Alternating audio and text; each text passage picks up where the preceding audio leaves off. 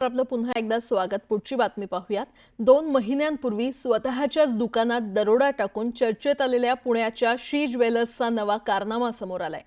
परिसरातील हजारो कष्टकरी आणि कामगार महिलांच्या भिशीचे पैसे घेऊन ज्वेलर्सच्या मालकानं पोबारा केलाय। गावातल्याच महिलांची तब्बल 5 कोटींची लूट केलेल्या ज्वेलर्स मालकाच्या अटकेसाठी महिला आता आक्रमक झाल्यात।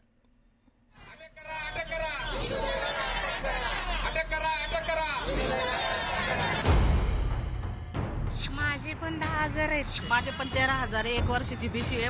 माझे 1,30,000 आहेत, पण मी त्याच्यातले 50,000 उचलले होते। मला तर असं वाटतं हजाराच्या वरती बायका पोहोचलेल्या आहेत, म्हणजे 5 कोटी पर्यंत तरी हा हिशोब जात आहे।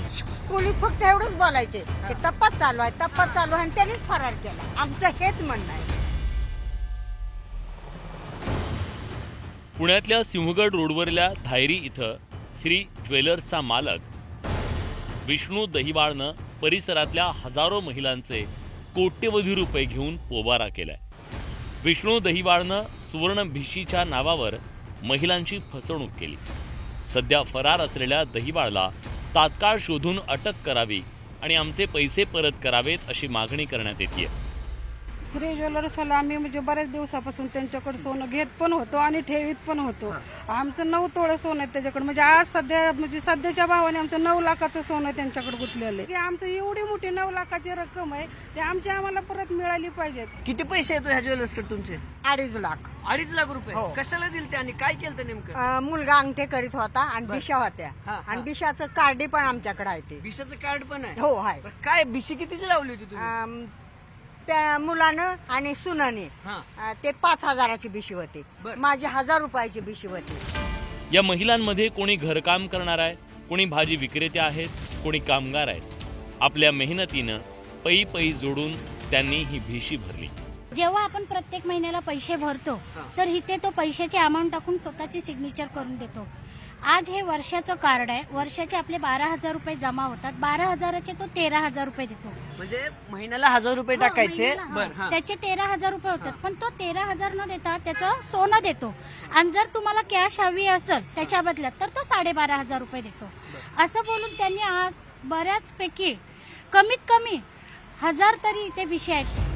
विष्णू दहिवाळ फरार झाल्यापासून या महिला पोलीस स्टेशनचे खेटे घालतायत, पण त्यांची तक्रार घ्यायला पोलिसांनी 9 दिवस लावले। कोट्यवधींचा घोटाळा करूनही दहिवाळवर अजून गुन्हा दाखल करण्यात आलेला नाहीये। पोलीस म्हणायचे की तपास सुरू आहे आमचा, तर तुम्ही थोडंसं म्हणजे वेट करा, तर आम्ही आमचा तपास सुरू आहे असंच फक्त बोलायचे।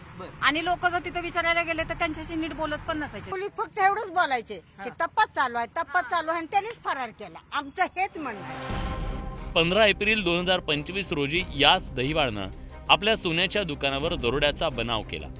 प्लास्टिकची बंदूक वापरत केलेला हा बनाव पोलिसांनी उघडकीस आणला आणि दहिवाळला अटकही केली। 2 महिन्यापूर्वी जो दरोड्याचा बनाव केला होता त्यावेळेस त्याला अटक केली होती, पण त्याला कुठल्याही प्रकारे काय न करता जामीन करून सोडून दिला। त्यामुळे लोकांना काय वाटलं, पेपरला बातमी आली होती, आपल्याच चॅनल मार्फत ती बातमी आली होती, पण त्याला लोक 2 दिवसात परत तो या दुकानात रुजू झाल्यामुळे लोकांना वाटलं की याचं काय ह्याच्या दरोड्यामध्ये सहभाग नाही असं लोकांना वाटलं। त्यामुळे लोकांनी परत त्याच्यावर विश्वास ठेवला आणि तो म्हणला 1 तारखेला तुम्हाला सगळ्यांना पैसे मी देतो, आणि त्या 1 तारखेच्या आतमध्येच तो 5-6 दिवस आधी तो फरार झाला। पुण्यातल्या या घटनेमुळे राज्यातल्या गल्लोगल्ली सुरू असलेल्या सुवर्णभिशी योजनेवर प्रश्नचिन्ह उपस्थित झालंय। स्थानिक आमदार भीमराव तापकीर यांनी विधानसभेत या प्रश्नाकडे सगळ्यांचं लक्ष वेधलंय। तपासाची यंत्रणा आहे, ही तपासाची यंत्रणा जलद गतीने होऊन त्या ठिकाणी जो भिशी व्यवसाय करत आहेत त्याच्यावर कारवाई झाली पाहिजे।